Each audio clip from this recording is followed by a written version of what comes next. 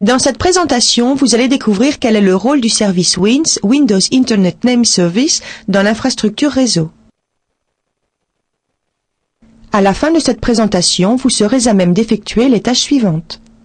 Expliquer le rôle du service WINS dans l'infrastructure réseau, décrire comment le service WINS résout les noms NetBIOS, Network Basic Input-Output System, décrire le processus d'inscription WINS, ainsi que le fonctionnement de la réplication WINS.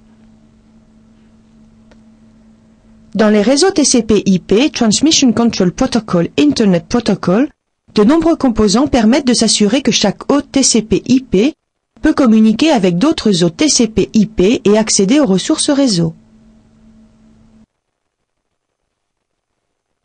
Après l'introduction, cette présentation expliquera la résolution des noms NetBIOS via le service WINS, le processus d'inscription WINS et la réplication WINS. Le service WINS est un service logiciel qui mappe dynamiquement des adresses IP, Internet Protocol, à des noms NetBIOS, tels qu'un nom d'ordinateur ou un nom de service. Examinons maintenant la résolution des noms NetBIOS via le service WINS.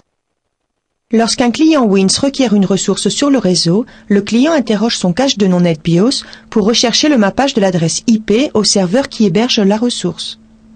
Si le cache de noms NetBIOS ne dispose pas d'entrée pour le serveur interrogé, le client WINS Computer 1 demande l'adresse IP du serveur interrogé au serveur WINS. WINS envoie l'adresse IP du nom NetBIOS du serveur interrogé au client WINS. Le client WINS utilise alors l'adresse IP pour tenter de se connecter au serveur. Par exemple, Computer 1, qui est configuré pour utiliser le serveur WINS, doit accéder à une ressource sur FileServer 1. Computer 1 doit résoudre le nom NetBIOS de FileServer 1 en adresse IP. Pour ce faire, Computer 1 envoie une requête de nom au serveur WINS. Le serveur WINS interroge alors sa base de données pour rechercher le nom NetBIOS de FileServer 1 et détermine que l'adresse IP correspondante est 192.168.2.20. Le serveur WINS renvoie une réponse de libération de nom avec l'adresse IP de FileServer 1. Computer 1 utilise l'adresse IP de FileServer 1 pour se connecter à FileServer 1 et tente d'accéder à la ressource. Computer 1 conserve l'adresse IP de FileServer 1 dans son cache de nom NetBIOS. Par défaut, le nom NetBIOS résolu réside dans le cache pendant 10 minutes. Cependant, si le nom NetBIOS n'est pas inscrit auprès du service WINS, le serveur WINS répondra par le message « Le nom demandé n'existe pas ». Examinons maintenant le processus d'inscription WINS. Pour que le service WINS puisse résoudre les noms NetBIOS en adresse IP, le client WINS doit s'inscrire auprès d'un serveur WINS. Vous pouvez inscrire des clients WINS de deux façons, manuelle ou dynamique. Utilisez l'inscription manuelle pour les clients non WINS, tels qu'Unix, dont les noms NetBIOS et les adresses IP doivent être entrés manuellement dans la base de données WINS en créant un mappage statique. L'inscription dynamique permet au client WINS de s'inscrire auprès du serveur WINS automatiquement.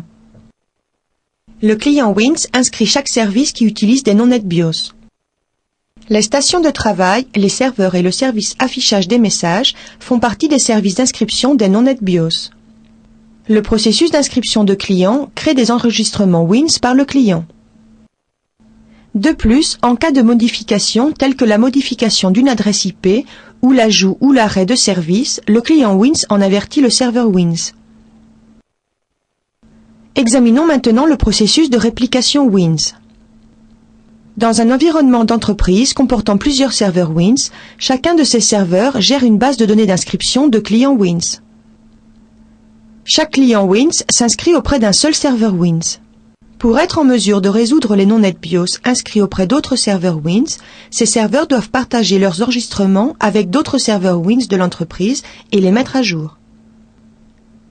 Le processus de partage et de mise à jour des enregistrements entre les serveurs WINS est appelé réplication.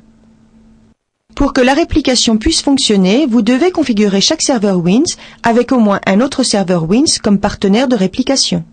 Ceci permet de s'assurer qu'un nom inscrit auprès d'un serveur Wins est finalement répliqué sur tous les autres serveurs Wins du réseau. Dans cette présentation, vous avez appris comment le service Wins résout les non-net BIOS, comment le service Wins inscrit les non-net BIOS, comment fonctionnent les inscriptions Wins manuelles et dynamiques et comment fonctionne la réplication Wins.